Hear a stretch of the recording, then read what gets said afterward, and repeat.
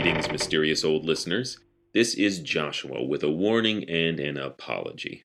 A recording glitch resulted in some distortion in the last 10 minutes or so of the podcast. We enjoy the spontaneous nature of our post-show discussions and hope you do too. That's why we decided not to do a second take. Although we know old-time radio fans have a high tolerance when it comes to questionable audio quality, we promise not to take advantage of it on a regular basis. So now, please enjoy and forgive our latest episode.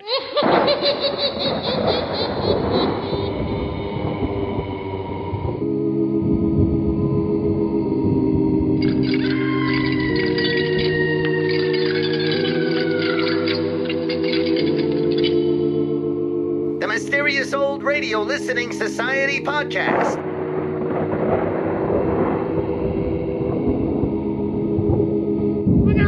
Welcome to the Mysterious Old Radio Listening Society, a podcast dedicated to suspense, crime, and horror stories from the golden age of radio. I'm Eric. I'm Tim. I'm Joshua. We love mysterious old-time radio stories, but do they stand the test of time? That's what we're here to find out. This week, we present another episode from our listener library, featuring suggestions from you, our mysterious listeners.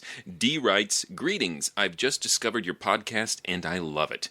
Been an OTR fan for many years and this is great. How about an episode featuring the Mysterious Traveler episode, If You Believe? I've always loved the premise and I think it would inspire some good discussion. Keep up the great work." The Mysterious Traveler ran for 9 years on the Mutual Broadcasting Network, from December of 1943 to September of 1952. The show is created, written, and directed by Robert Arthur and David Kogan. The duo utilized a variety of genres, including horror, crime, and science fiction. Listeners tuned in each week, never sure what kind of story the Mysterious Traveler would tell. The Mysterious Traveler was nominated for the prestigious Edgar Award for the Best Radio Drama in 1949 and 1951, finally winning the award in 1953 after the show was canceled. Each episode started with the mournful wail of a distant train whistle, followed by the sardonic voice of the Mysterious Traveler, advising listeners to settle back, get a good grip on your nerves, and be comfortable if you can. The Mysterious Traveler was played by radio veteran Maurice Tarplin, who also played Inspector Faraday in Boston Blackie and Dr. Weird in Arthur and Kogan's Mysterious Traveler spin-off, The Strange Dr. Weird. The Mysterious Traveler came to an untimely end in 1952 when the House Committee on Un-American Activities accused the Radio Writers Guild of being a bunch of dirty commie sympathizers. Arthur and Kogan were active members of the guild, and the negative publicity resulted in the cancellation of The Mysterious Traveler and the end of one of radio's greatest creative partnerships. Ironically, If You Believe, written 6 years earlier, warns against the same fear and hysteria that would eventually result in the demise of the show itself. It's late at night, and a chill has set in. You're alone, and the only light you see is coming from an antique radio. Listen to the sounds coming from the speaker, listen to the music, and listen to the voices.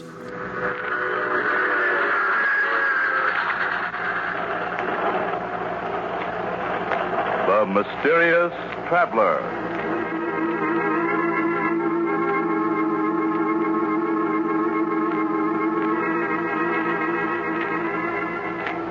This is the Mysterious Traveler, inviting you to join me on another journey into the realm of the strange and the terrifying.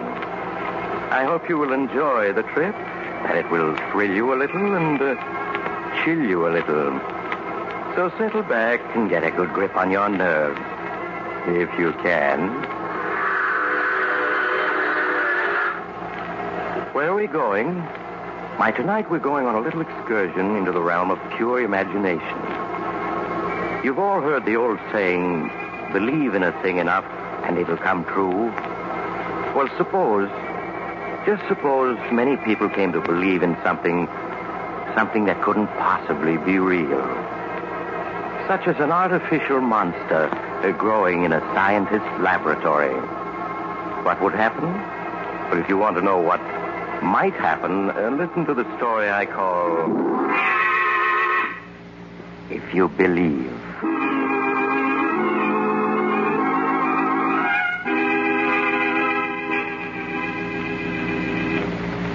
My story begins in a rambling old house deep in the woods.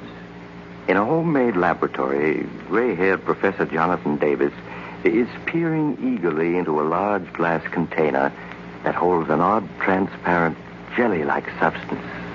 Ellen! Oh, Ellen!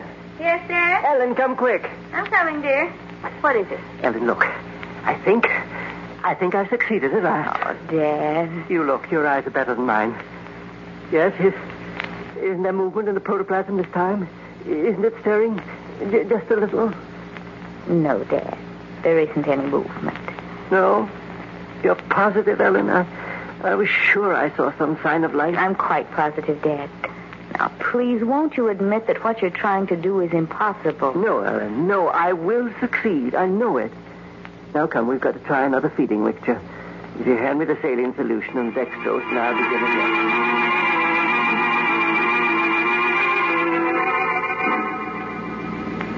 But while Professor Davis labored in his lonely seclusion to make a lifelong dream come true, something that was to affect him vitally was happening in the editorial room of the largest newspaper in the nearby city.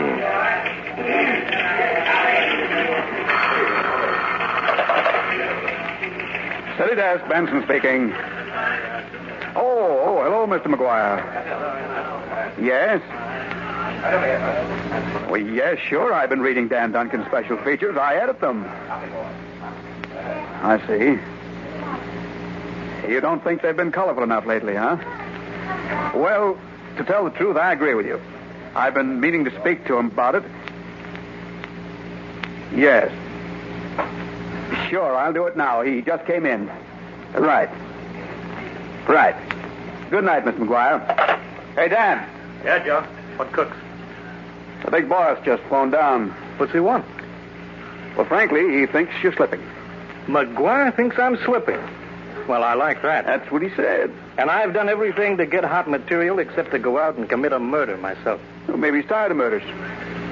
You want to know why you don't turn up something like that haunted house story you did last spring? Why I don't. That was a good story, wasn't it? There was a honey. Yeah. Especially the description of the way the ghost of the drowned girl walked around the house, leaving wet spots where it stepped. You know, I caught a heck of a cold walking around in wet socks to make those footmarks. No more than you deserve for faking a story. You're faking a story. Listen, Benson, any time a million readers believe a story, it's true. And they believed in that ghost. Every one of them. I'm not saying they didn't, but McGuire wants another story just as good. I got a good mind to tell the old buzzard to fly a kite. Another story like... Hey. Huh? What is it? I think I got it. Hey, Ted. Ted Jones. Oh, yeah, Dan? Front and center. Oh. Yeah, what is it, Dan? All right, dump your camera on the desk and sit. Okay. Now tell me, what was that story you told me last week about some professor living up in the woods back at town, never coming out of his private lab? Oh, you mean Professor Davis? Yeah, that's the one. Yeah. Well, what about him? There was a fuss over something he said in a lecture one day, wasn't there? A fuss? Oh, it was more like an explosion. Hey, wait a minute. I remember that case. Professor claimed he could create an artificial man, wasn't that it? No. He said that an artificial man might be produced someday. Might be. Well, the paper said he claimed he could create one. Yeah, I know. Well, it made a good story, didn't it? And drove Professor Davis out of the university into retirement. Oh, the school didn't like the publicity. Water under the bridge, kid. Anyway, here's the old professor working away secretly for the last 5 years. All alone? No, he wasn't all alone. His daughter Ellen's with him. How old is she? Oh, she was 15 then, so... She's 20 now. Good looker? Well, I was in Professor Davis's class. I remember as a skinny brat with yellow hair. Yeah, good, a blonde. So here's the prof secretly working with his beautiful blonde daughter at what? I'll bite. What? Why, he's trying to prove he was right. He's trying to create an artificial man. Say, you got something there. Oh, no, wait a minute. You don't know Professor Davis is trying to create artificial life? Well, we soon will.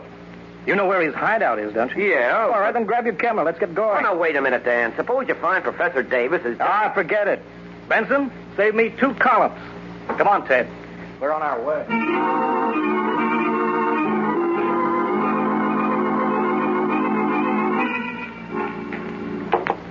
There, Ellen. It's done. Now we must warm it ever so gently. It'll stay at blood heat until morning. And then, Ellen... Oh, I hope so, Dad, but... Darling, if you fail again, won't you please promise me to stop trying to create this artificial protoplasm? Well, we'll talk about that in the morning. Now, who could that be? I'll go see, Dad. Yes? I'm Ted Jones, Miss Davis. I don't suppose you remember me. Ted Jones. Oh, you were one of Father's students, weren't you? Yes, that's right. I'm a newspaper photographer now. Could we come in? I have a friend with me, a reporter. Ellen, who is it? Newspaper men, Dad. They want to see you. Newspaper, then don't let them in. Send them away. Oh, I come now, Professor. We just want to ask you a couple of questions, but we can talk better inside, so... There. Now we can talk like friends. Hey, but Dan, we weren't invited in. How dare you force your way in here? Get out, both of you. Please go. Dan, come on. Professor Davis doesn't want to talk to us. Keep your shirt on, Ted. Just a couple of questions, Professor. Now, isn't it true that hidden away here you're creating artificial life? I won't answer your questions. You just print more lies and ruin everything I'm trying to do. Then you are creating artificial life, huh? Young man, Tell me how far you've gotten. You figuring on springing an artificial man on us one of these days? You fools. While I still struggle to create synthetic protoplasm, you talk of artificial men. Go before I throw you out. Please go, please. Come on, Dan, we're leaving. Okay, we're going. Thanks for the interview, Professor. Read all about it in tomorrow's Curtain. The imbeciles. What do they know of science? All they want is to cheapen my work. Make it a sensation for the headlines. Please, Father, you must get control of yourself. They've gone now. Yes, they are. Well, they shan't interfere with my work. Well, come, we must adjust the heat. Ellen. Yes, Dad, what is it? Ellen, the mixture's moving. This time I'm sure of it. The protoplasm, it's alive.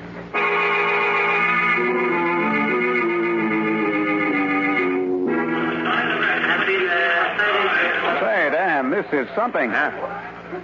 Behind bolted doors, deep in the woods, Professor Jonathan Davis toils night and day to create the world's first synthetic man.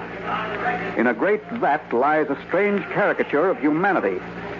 It has a head, arms, legs, a body, all of them fashioned of a pale green substance like gelatin. Nice touch, huh?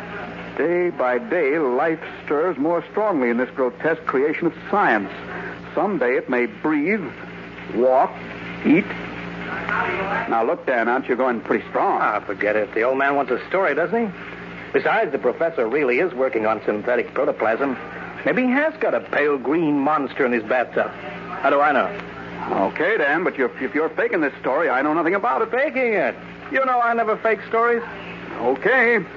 We'll set this up and put it in the press wires.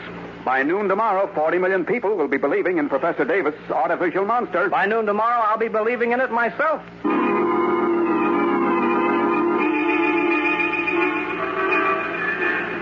Hey, man, read all about it. Scientist make artificial man. Read all about it. Hey, man.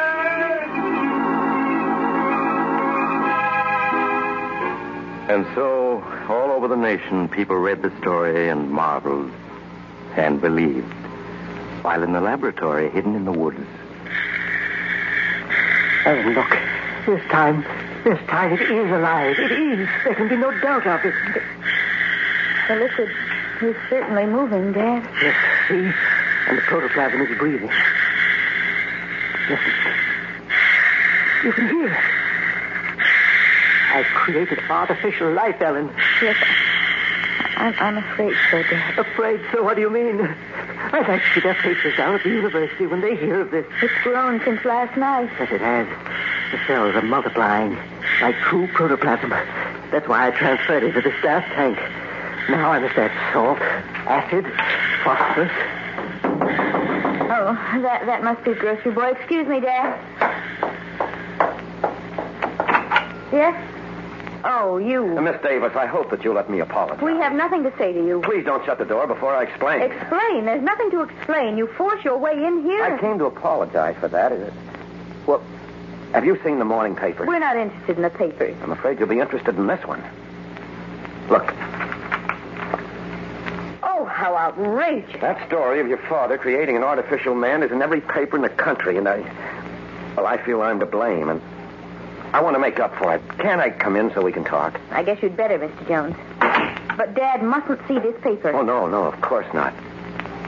Won't he recognize me? No, I don't think so. He's very nearsighted. I'll just tell him that you used to be one of his students. And if you'll tell me the real truth, I'll try to get the paper to understand that Dan Duncan just made up his story. Who is it, Ellen? It's Ted Jones, Dad, one of your former students. He called to say hello. Jones, Jones? Yes. Ted Jones? Oh, yes, of course. Organic chemistry, wasn't it, Jones? Oh, yes, sir. You're the one who kept breaking things. Oh, Jones, I have something here you'd be very interested in. Come and see. Yes, sir.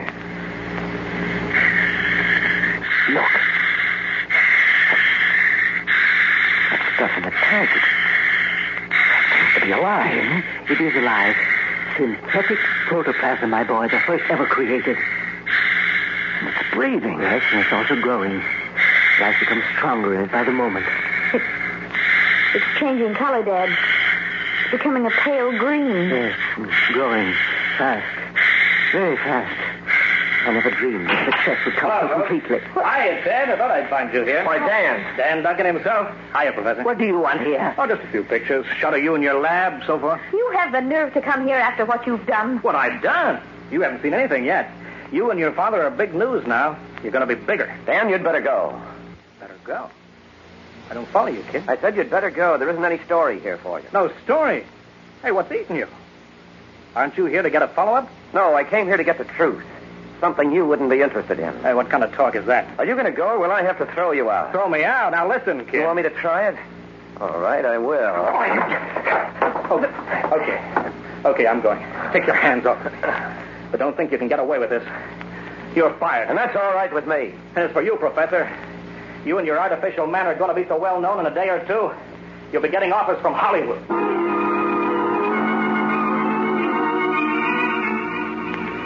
And so, with each edition of the papers, the headlines grew bigger. Every paper, read all about it. All about the artificial monster. Every paper. The telegraph wires carried editorials condemning Professor Davis. Is it a man or is it a monster Professor Davis has created? By his refusal to answer questions, the professor led us to suspect that Radio commentators spread the story to still more listening millions. A strange substance like pale green gelatin.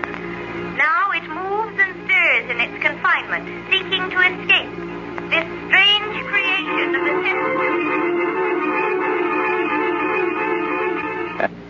And speakers denounced Professor Davis. And I ask you, can science be permitted to venture into these forbidden realms unchecked? Who knows what horror may emerge from the laboratory if we are not careful? This mad thing must be stopped. Stopped!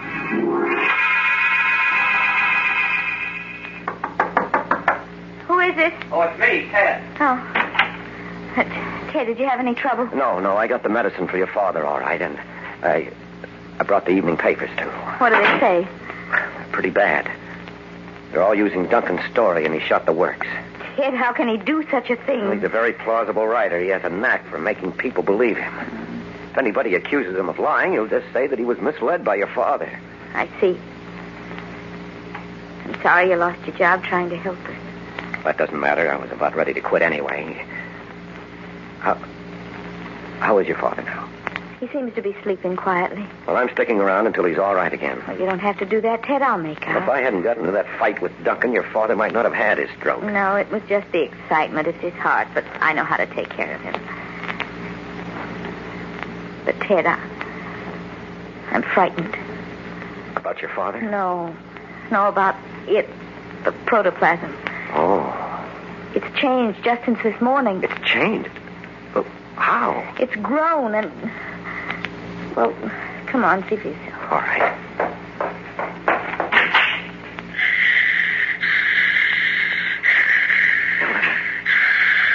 Ellen, it seems to be taking on shape. Yes, and it looks... Oh, Ted, it looks like green gelatin. The way Duncan describes it. And look, there's a vague shape like a head and the rough outline of arms and legs. Oh, it isn't possible. It shouldn't be, but it's happening. Something terrible is taking place inside that glass tank. I don't understand it. Your father certainly never intended to create this. You know, all afternoon I've been wondering if Father really has created it. I don't follow you, Ellen. You mean some outside force might be responsible? Ted, you know the old saying, believe in a thing enough and it'll come true. Yes, of course. Well, I think that's true. The power of belief is a tremendous thing. People begin to believe that there's going to be a depression, and there is a depression. But, Ellen... They begin to believe that strangers and foreigners are enemies, and pretty soon they are enemies. They believe there's going to be a war, and war comes. Well, that's true, but what are you getting at? How many people are reading Dan Duncan's story this very minute, right now, while we're talking? Hundreds of thousands, probably, all over the nation. Maybe 1 million. And they all believe it's true. Well, a good many of them. Yes, Dan has a genius for being plausible. Then don't you see, Ted? Here in this laboratory is the necessary material for a monster. And out there are all those people believing in such a fantastic monster. You mean 1 million people are thinking life into the protoplasm? Yes, Ted. I know it sounds fantastic, but that monster was never created by my father. Dan Duncan created it when he wrote about it. Well, if that's true... There's no other answer. Over there in that glass tank is something that's alive only because millions of people believe it's alive. No, it is alive. There's no telling what it may become. Ellen, we have to destroy it. It'll break Dad's heart, but we can't let it live. Well, it's growing bigger by the minute. We've got to get rid of it now before it grows any larger. There's acid in those bottles. That'll destroy it. All right. Yeah, I see them. Here. Just as soon as I get it open, it'll take care of the creature. Be careful, Ted. It can burn you dreadfully. Ellen, what's happening? What are you doing? Dad, darling, you're supposed to be in bed. I'm feeling better. I wanted to see how the protoplasm was. Please go back to bed, Dot. Your heart. Oh, my heart's all right, but I must be sure. Oh, it's changed. Taken on a form. Yes, Professor, a monstrous, unnatural form. It has a head, arms, legs. But it can't have. It's only protoplasm. It's all impossible. Unfortunately, it's true. I can't explain now, but, well, we've got to destroy it. No, the culmination of my life's work. You can't destroy it. We must, Dad. No, I won't let you. It's the only thing to do. Professor, look at it. It's crawling around inside the tank now.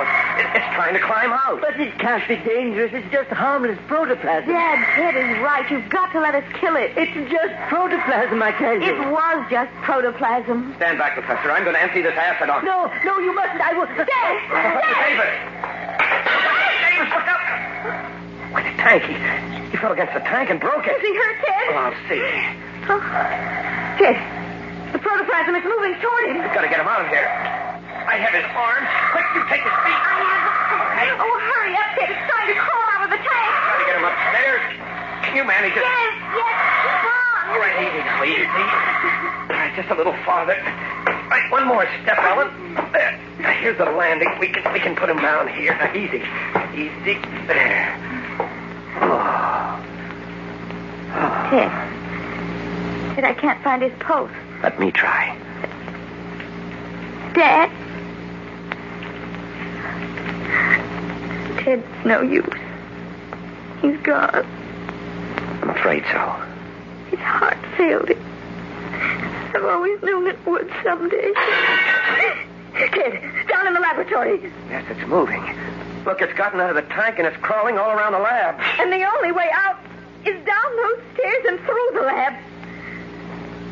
We're trapped up here.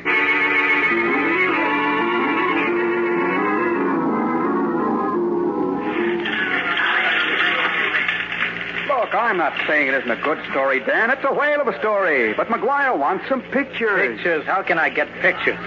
I can't even get into the place. I don't care. Just get them. You want me to bust in the window, I suppose? Let your conscience be your guide. And I know you haven't got a conscience. But make it fast. I want those shots for the late morning edition. All right. I'm going. With a camera in one hand and a bunch of skeleton keys in the other.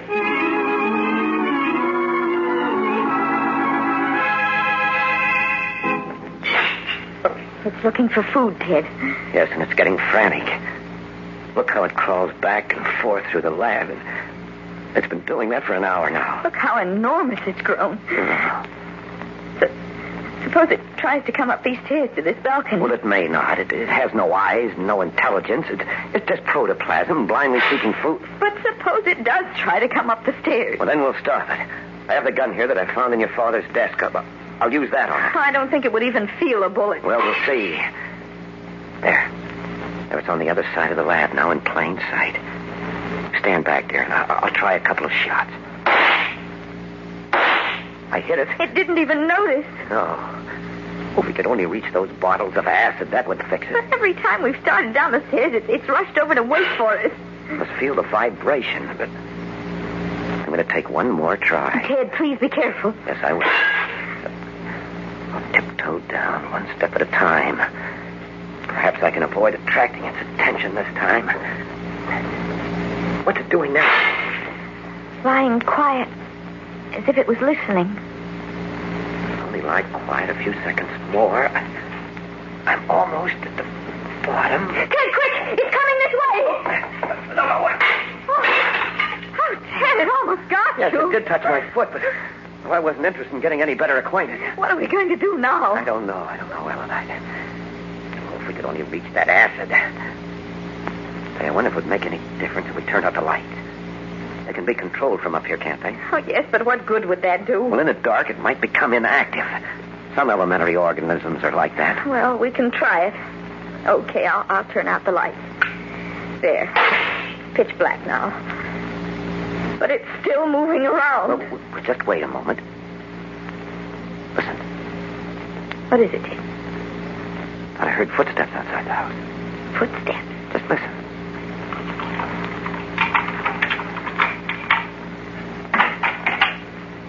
Someone coming in the front door. Ted, there's someone in the lab. But who would... Good heavens, Ellen. Duncan, is that you, Dan? Dan, answer me. Is that you?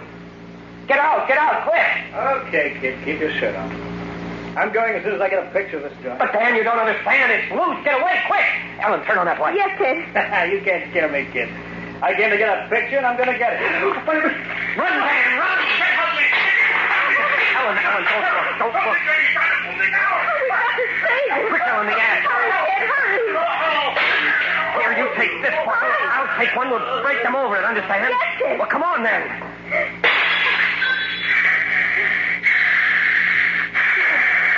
He's gone. Duncan's gone. It's covering him. It's eating him. Ellen, throw your bottle now. Don't fury that force of it enough to kill anything.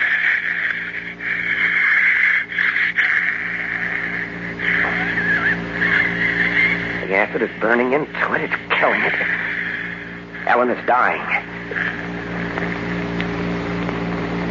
It's not moving anymore. It's not breathing either. We've killed it. It's starting to melt away. It's dissolving.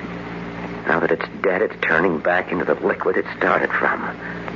The substance that the belief of millions gave an unreal life to.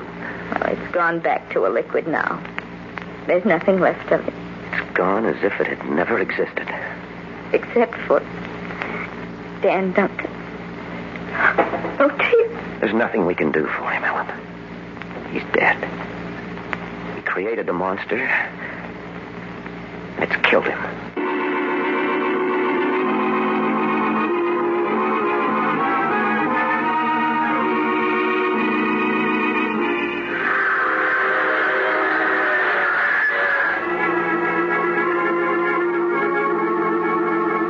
This is the mysterious traveler again. Well, maybe it's true about believing in things and making them happen. Wars and depressions and artificial monsters and things like that. I think I'll make a New Year's resolution to be careful what I believe in 1947. No more believing in bogeymen or spooks. I might meet one. Instead, I'll try believing in some of the nicer things for a change, such as peace and goodwill among nations. Well, if I can get enough people to join me, maybe they'll come true and... Oh, you'll have to get off here. I'm sorry. But I'm sure we'll meet again. I take this same train every week at this time.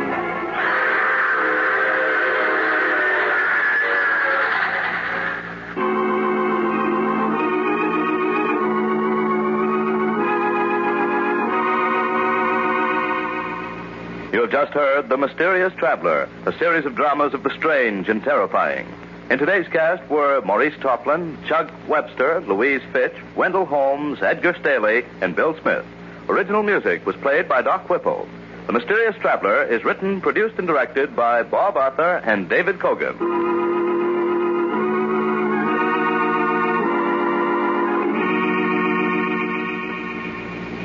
And now, a preview of next week's strange and shivery story by The Mysterious Traveler.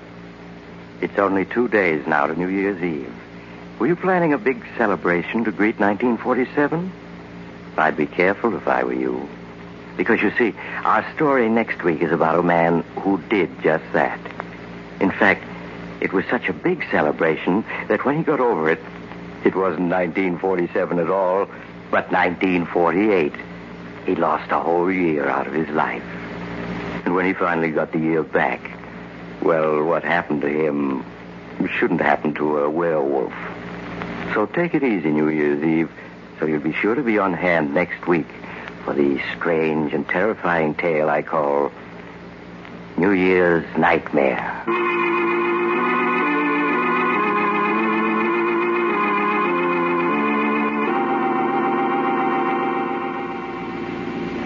The Mysterious Traveler is presented from our New York studios.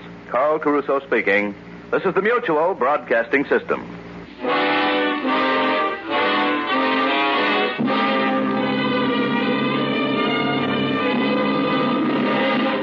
For a behind-the-scenes glimpse into the workshops of the nation's top mystery writers, be sure to hear Mr. Mystery every week. The famous creators of your favorite fiction bafflers will be guests of Mr. Mystery. You'll hear short mystery dramatizations as well. Don't miss your chance for plus mystery entertainment and hear Mr. Mystery and a well-known guest expert every week over most of these stations. This is the Mutual Broadcasting System.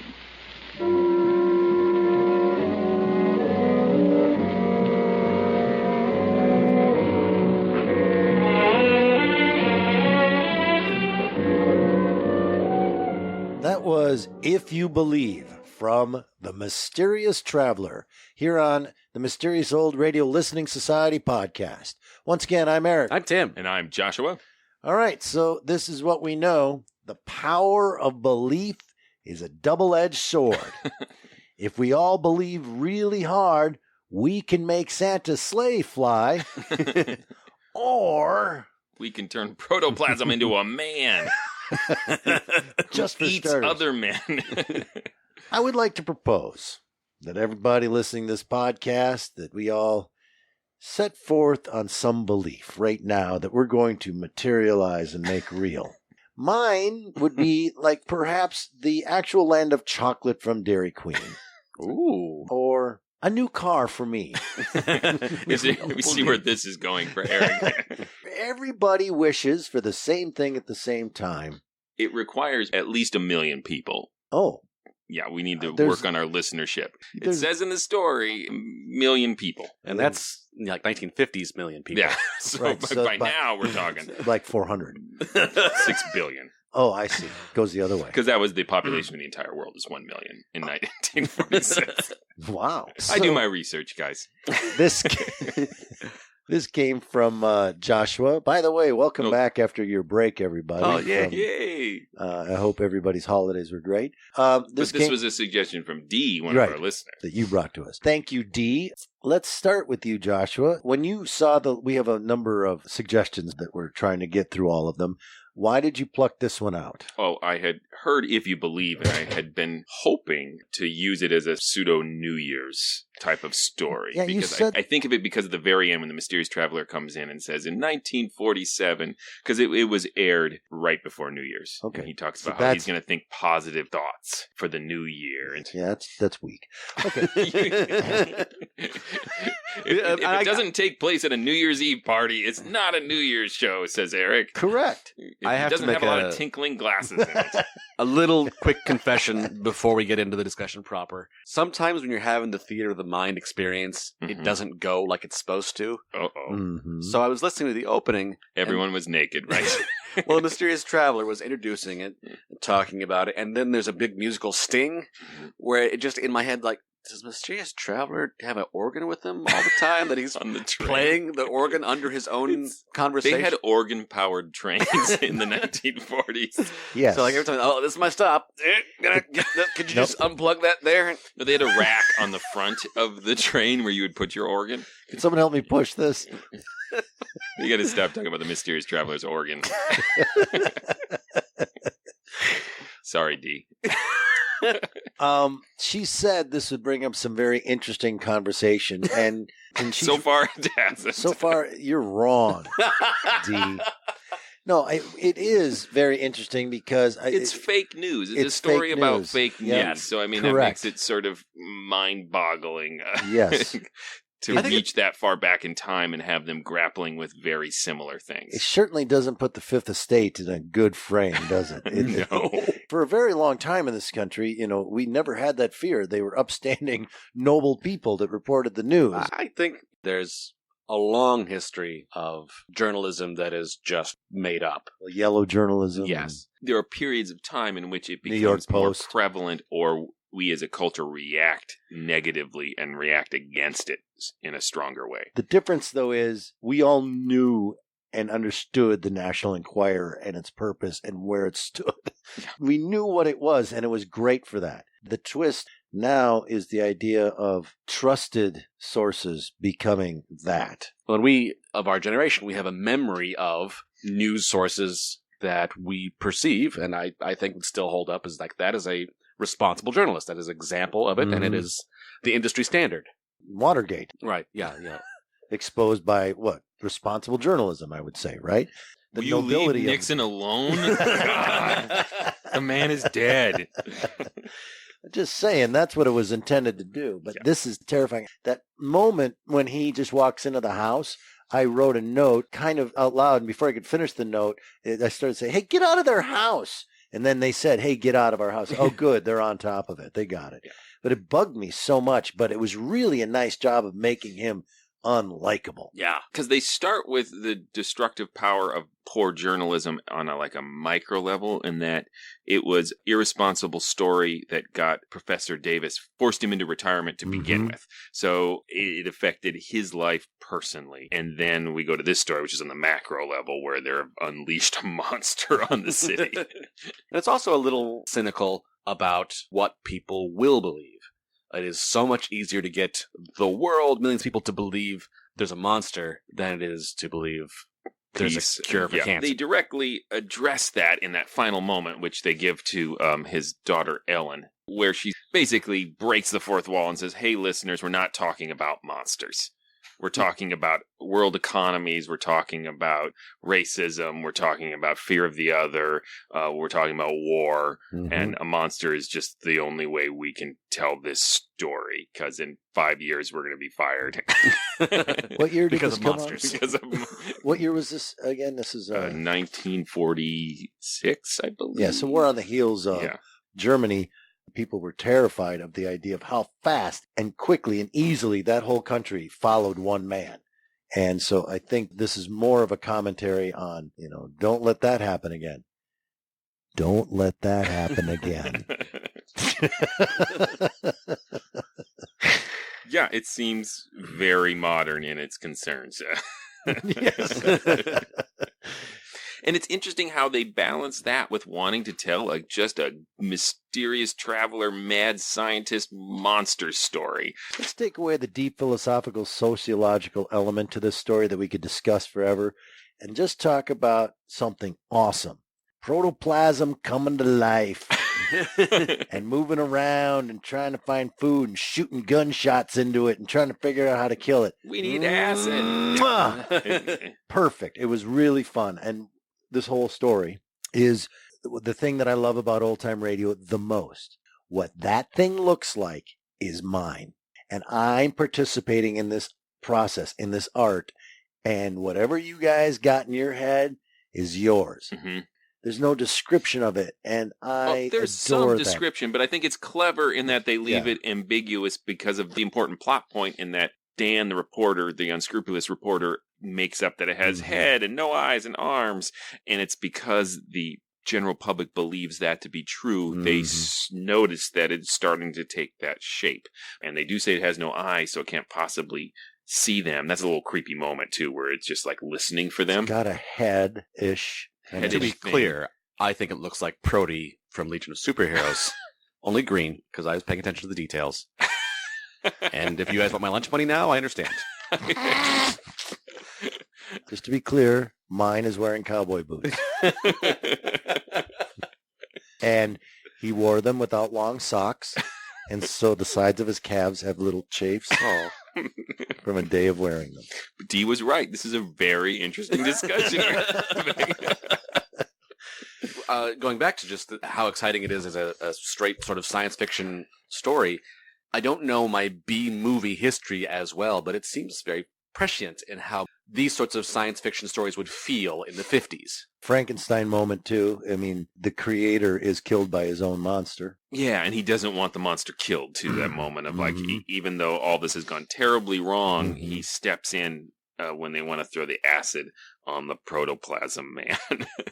No, I'm not talking about that creator. The reporter is the creator. Yes. Yeah. It's a nice image where the monster slowly fades. And it's one of those moments where the exposition is heavy-handed. It's radio exposition as the couple are standing there explaining, oh, it's shrinking. Oh, it's this. And it's artificial, but the actors do it in a way that's really pulls you in. And they almost sound hypnotized in their description of it until it's finally the lie that Dan had wrought is all gone, leaving the truth, which is his dead body. That's all that's left.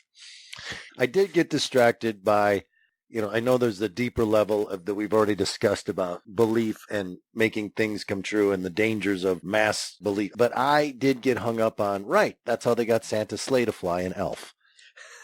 I'm sure you are alone in that. No. I bet you I'm not. I bet you there's at least one other.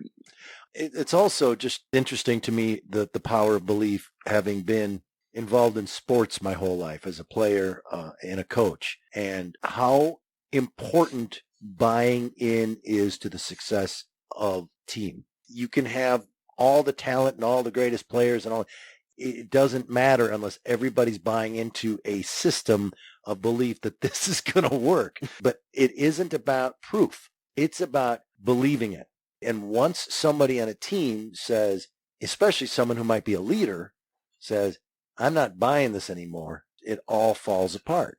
Yeah. And it's intangible, and you can't put your finger on it, and you can't it's like rehearse acting it. Too. It's being in the moment. It's believing that. And if one person on stage decides they're not committed, it can just drag everybody else down. Why are you looking at me?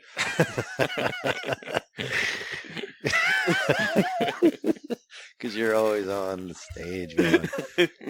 I don't believe this. Blah, blah, blah. King Lear, blah, blah. One of the things I do love about this episode is that last coda with the mysterious traveler, because usually there's no sincerity to that. He's doing the Raymond S. sort of, I want a little pun here. I want to tell you guys how this was really a funny, macabre story. But here, to hear him be somewhat sincere, and what I can't decide if it's just plugging his sincerity into the usual mysterious traveler coda formula, or if it's intentional cynicism on the part of the writers, because he's doing his bit. He's talking about, I might, instead of believing in boogeymen and spooks, I'm going to believe in some of the nicer things, such as peace and goodwill among nations. If I can get enough people to join me, maybe they'll all come true. Oh, you're getting off here, which is the formula for these. But here it seems like, oh, no one's going to really do this. I liked that a lot, too, because usually in that moment, it's because he's describing something there's horrible. Even worse story. There's something more horrible I want to tell you. Oh, you have to leave? I have this scar. Want to see it yet? And is implying that in this time, as equal to the worst story I could tell you is asking you to participate in optimism and world peace. Yep. All right, let's go to the vote. Tim. I'd certainly say this is good all around. I don't know if I would quite say classic. Maybe I would. I'll say it. Classic. Why'd you say it like that, though? That was weird. Because I believed. Good tie-in. Thank you. I would say it's definitely a classic. It stands the test of time. I mean, this is what's interesting about this podcast is some of these stories we might say some episode doesn't stand the test of time, but some events are going to cycle through. Super relevant now. Yeah. And so maybe 20 years ago, we would have listened to this and went, it's a little rickety if you believe. That's silly. But I think right now, this is an extremely relevant piece, and it's a classic. I'm taken by how many things in the history of humanity just keep repeating themselves over and over and over and don't get solved. It doesn't seem like they're fixable. And the idea of mass hysteria or mass amounts of people buying into something and creating either good or bad, it's not controllable to make sure that it's good. Or is there a consensus on what is good and what is bad? And I think there's a part of it that actually made me feel a little better in the sense of whatever we're dealing with at any given point in history, it's been dealt with before. We can put a temporary end to this.